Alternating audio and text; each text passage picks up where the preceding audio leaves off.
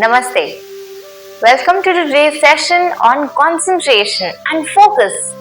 And I know this is such an important topic, especially for students. अगर आप पढ़ाई कर रहे हो और आपका फोकस अच्छा नहीं हो रहा है, even for working professionals, it is something that everyone wants. Actually, अगर आप कुछ भी काम कर रहे हैं, कैसा भी टाइप का काम कर रहे हैं और काम नहीं भी कर रहे हैं, तो फोकस और कंसंट्रेशन जो है वो लाइफ में हमेशा बहुत यूजफुल चीज है. इनफैक्ट अगर हम स्पिरिचुअलिटी में देखें तो इसका धारणा जो कंसंट्रेशन है उसका सबसे ज्यादा यूज ही है. उसी के लिए ही सब कुछ कर रहे हैं, क्योंकि धारणा अच्छी होएगी, कंसंट्रेशन अच्छा होगा तो हम ऑटोमेटिकली अपने ध्यान में जा सकते हैं, मेडिटेशन में जा सकते हैं. However, जो लोग जनरली सोचते हैं जो मेडिटेशन होता है वो मेडिटेशन नहीं, वो एक्चुअली हमारा फोकस ही होता है, वो कंसंट्रेशन ही होता है. सो आप ऐसा कह सकते हो कि हमारी मोस्ट प्रैक्टिसेस, अगर हम डेली लाइफ की भी बात करें, then it should be very much focused. हमारा जो लाइफ है it should be fully in the present, जैसे हम कहते हैं, and fully focused, because that not just helps your energy, जो आपकी पूरी एनर्जी होती है वो अच्छे से एक जगह लग पाती है, बट आप इन टाइम देखेंगे कैसे आप अपने माइंड को भी टेम कर सकते हैं and you will be happier and कामर. सो कंसंट्रेशन के तो बहुत फायदे हैं, but let's first understand what concentration is. तो जब हम फोकस करने की बात करते हैं तो वो होता क्या है, क्योंकि जनरली इतना ये वर्ड यूज किया जाता है एंड थोड़ा सा उसका मिस इंटरप्रिटेशन भी होने के काफी चांसेस हैं. सो इसको हम इस तरीके से देख सकते हैं. It can be understood by this example of taking a magnifying glass. और जब हमारी सनरेज होती हैं वो सब जगह स्कैटर हो रही होती हैं, जब हम मैग्नीफाइंग ग्लास लेते हैं तो वो कैसे सारी रेज को एकदम ऐसे कॉन्सेंट्रेट कर देता है, राइट. एंड अगर आपको वो आपने एक्सपेरिमेंट किया है साइंस में, जो हम एक्सपेरिमेंट करते थे एज अ चाइल्ड, कि हमारा जो पेपर होता था उसमें हम मैग्नीफाइंग ग्लास रखते थे तो सारा जो रेज होते थे वो एक स्पॉट बना देता था, वो जला देता था, पेपर को जला देता था. That is the power of concentration. It is so powerful. Focusing on one thing is very powerful. And जब हम एक ही thought को, when we talk about thought, या एक भी काम को या कोई भी चीज को हम एक ही चीज पे पूरी एनर्जी लगाते हैं and we hold the thought for longer duration, it is called concentration.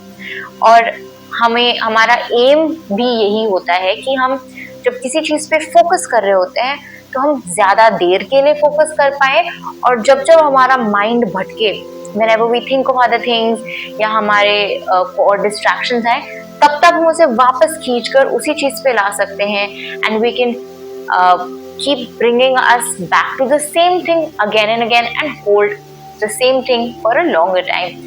And obviously if we talk about spirituality, then इसी धारणा को, इसी concentration को we want to push it longer to be able to come into an effortless stage of meditation, of ध्यान, जहाँ से obviously we can experience bliss and samadhi.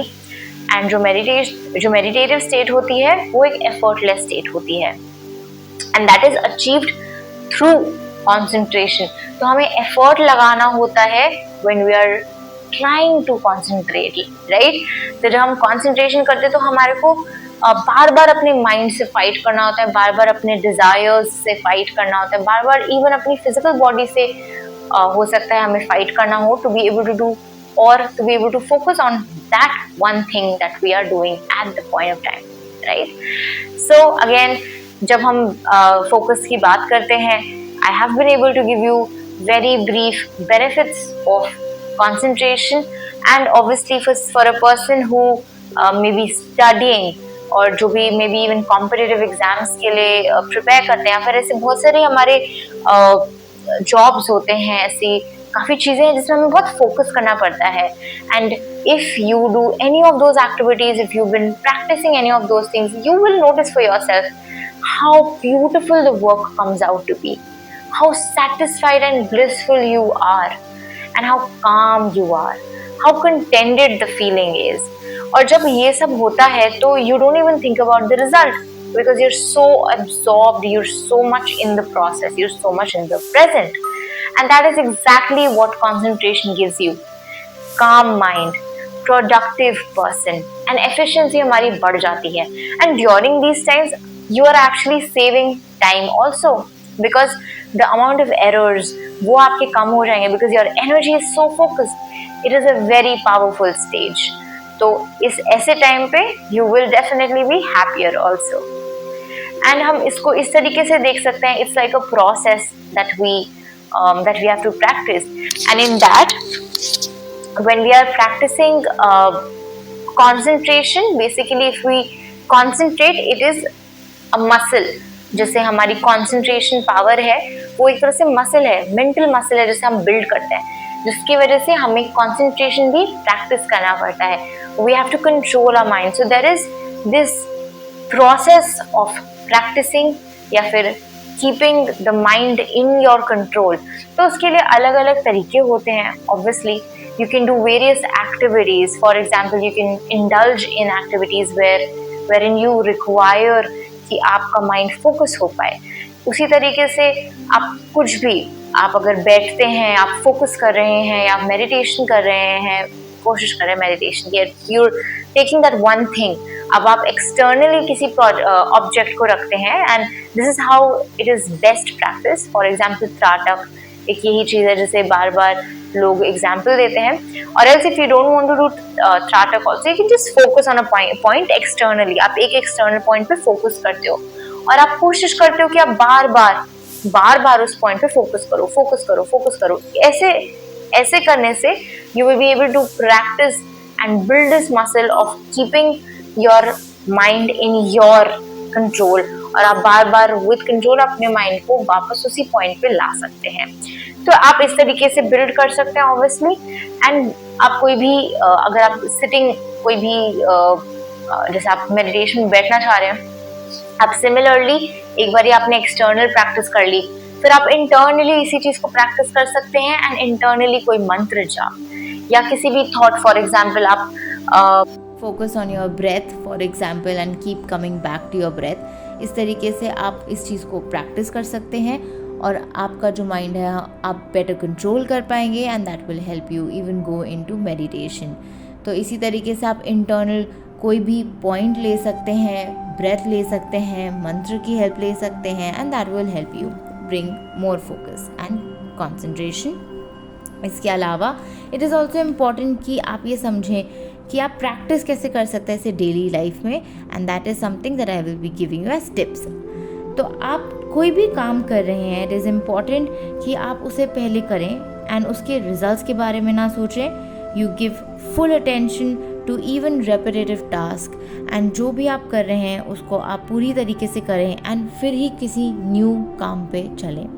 Avoiding procrastination and doing it now, so that आप इसी समय ख़त्म करके उसकी details पे ध्यान रख के being present you will be able to give your best. इसी तरीके से आप जो है आगे फ्यूचर का वरी नहीं करेंगे और आप पूरी तरीके से ये काम टाइम पे भी कर पाएंगे. You can actually practice being on time because it helps a lot instead of going and doing so many other things. आप फोकस कर सकते हैं एंड जो भी काम है उसको पूरा अटेंशन देकर, हो सकता है कि आपका माइंड इसमें टायर्ड भी हो जाए, एंड इन दैट केस जब आपका माइंड टायर्ड हो you can relax, you can take a break. But इसके लिए इम्पॉर्टेंट है that you come back to the task again. एक बारी आपने वो किया, उसको पूरा करके ही आपको आगे बढ़ना चाहिए, एंड उसी के बाद आप अपना बेस्ट दे पाएंगे. It is also important for you to know कि कोई भी डिसअग्रीएबल काम होता है, कोई भी ऐसा काम है जो आपको नहीं पसंद आ रहा है, वो आपको फिर भी कोशिश करना चाहिए कि आप करें. Because as a matter of fact हो सकता है कि अभी आपको टफ लगे, पर आप इसे करते रहेंगे, you will see that it will become agreeable, you will start opening up and you will start liking it. और आप बाद में ऐसा नहीं सोचेंगे कि अब आप नहीं कर पा रहे, बाद में वो आपके लिए ईजी और अच्छा भी बन जाएगा.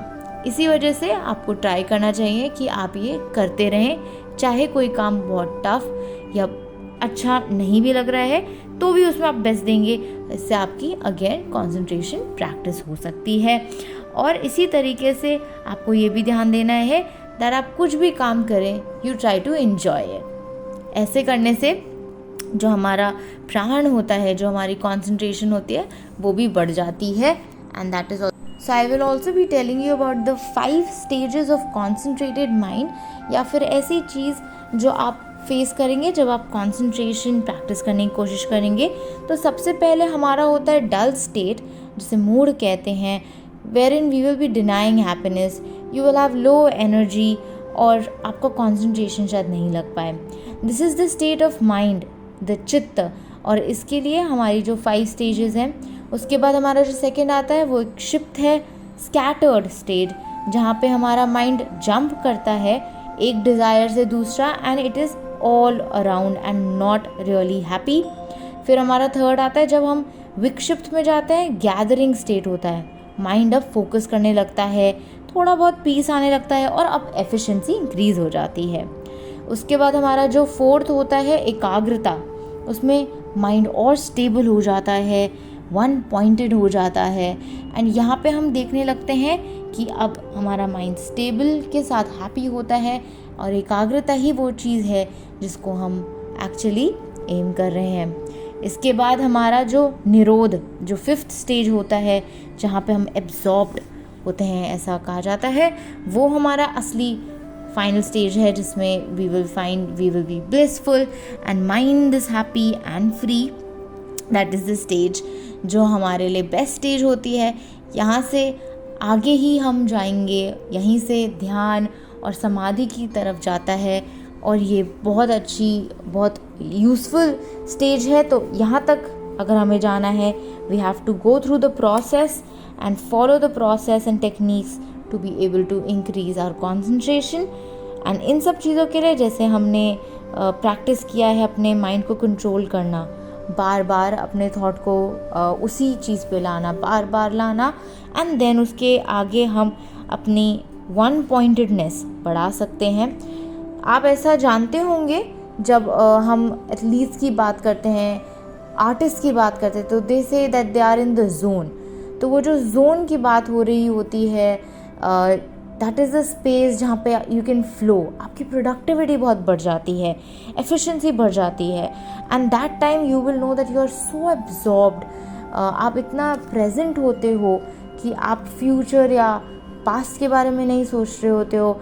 And that is the time जब एक्चुअली आप देखेंगे कि आपका प्रोडक्टिविटी, आपकी रिज़ल्ट, एक्चुअली एफिशिएंसी इतनी बढ़ जाती है कि आपका रिज़ल्ट बहुत अच्छा आता है, ऑल्दो आप रिज़ल्ट के बारे में सोच नहीं रहे होते हो. इन सच केसेस जब हम योगा की बात करें, तो योगीज कॉन्शियसली ये चीज़ प्रैक्टिस करते हैं, सेल्फ मोटिवेशन रखते हैं to achieve and increase high level of one pointedness. और इसके लिए हम मेंटल टूल्स जो यूज़ करते हैं, और ये जो जोन है जिसके बारे में मैं बता रही हूँ, ये जो है वो हम नॉर्मली भी देख सकते हैं उन लोगों के लिए जो बहुत अच्छे से फोकस कर पाते हैं. ये सिर्फ आर्टिस्ट्स या एथलीट्स के लिए ही नहीं है, और इसी जोन को अचीव करने के लिए हम अलग अलग तरीके अपनाते हैं. And there are different techniques that we can do. And obviously अगर आप इसे प्रैक्टिस कर पाते हैं, आपकी कॉन्सेंट्रेशन आपको बहुत आगे तक ले जाएगी, so that you are able to achieve और भी बेटर लेवल्स ऑफ माइंड. आपका जो माइंड और चित्त है वो और लेवल्स में आगे जा पाता है. So training of the mind is very important. How do you train the mind? For example, अभी बताया था कि you can focus on one thing again and again, even though it may look very difficult. आप उस पर focus बार बार कर सकते हैं. Training of the mind through being in a space of not wanting, और यू कैन से न्यूट्रलिटी. जब आप dislike और लाइक से भी आप बीच में आ जाते हैं, उसको आप न्यूट्रल स्पेस में आते हैं, and you not running behind like and dislike. उस तरीके से भी अपने माइंड को ट्रेन कर सकते हैं, कंट्रोल कर सकते हैं. So I hope all of these things, all of these techniques are useful and you can practice it for your self. And जब आप प्रैक्टिस करेंगे, आप अपने में चेंजेस देख सकें, and I hope this helps.